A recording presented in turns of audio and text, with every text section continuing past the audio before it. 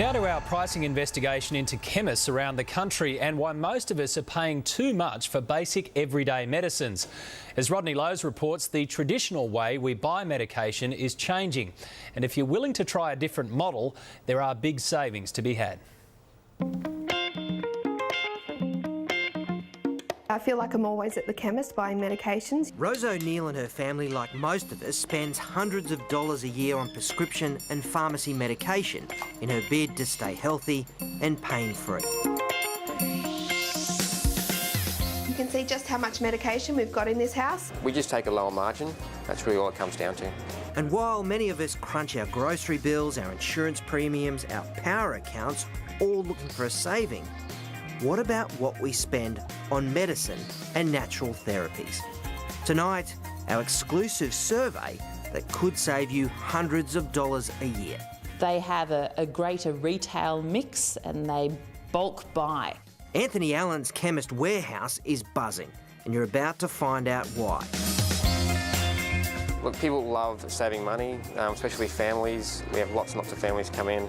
Actually thank you at the tills for how much they save. People going to your pharmacist is akin to a relationship that you might have with your accountant or your mechanic. It's a person that you turn to for advice and support in an area that you may not necessarily be familiar with. Ingrid Just is from Consumer Group Choice. They surveyed 900 of their members, finding 72% of them still buy their medications from traditional pharmacies. Our Choice members are perhaps an older demographic and they may be taking multiple or more medications than younger people, and that is a key point as to why it is that they like traditional pharmacies. But they also have the most to save. The warehouse-style pharmacy has boomed, taking on traditional independent stores by operating at lower margins. Discount pharmacies can often charge less for prescriptions because they sell many more retail items. They have fewer staff. They're often not housed in big shopping centres where the rents are high. The most expensive, the Sol Patterson Group. For our basket of over-the-counter and prescription medications, you'd pay $334.75. Just ahead of them on price was the second of the two local independents we surveyed. We've seen some traditional pharmacies even using the word discount in their name and perhaps using that as a way to attract customers into the store. There was just under $24 difference in price across Priceline pharmacies, Terry White and our other independent, Amcal and Guardian pharmacies. One of the recommendations if you're purchasing script-based medication is to check the PBS and work out what the recommended retail price is. Discount drugstores came in at number 2, our shop costing just over $254. But the clear winner, number 1 on price, was Chemist Warehouse.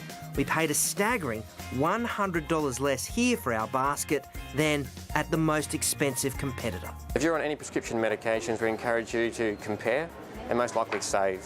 But for some people, price isn't the only driver.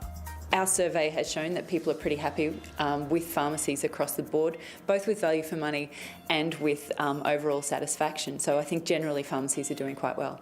A customer satisfaction survey put one of the more expensive pharmacies on top, Canstar Blues' Rebecca Logan. Value for money was not necessarily the most important thing. Guardian have won our overall satisfaction, but they weren't the winner in value for money. That was Chemist Warehouse, while the Priceline chain received 5 stars for their product range. But if you are loyal, there is another way to save on prescriptions without shopping around. I should always ask if there's a brand available for your particular medicine.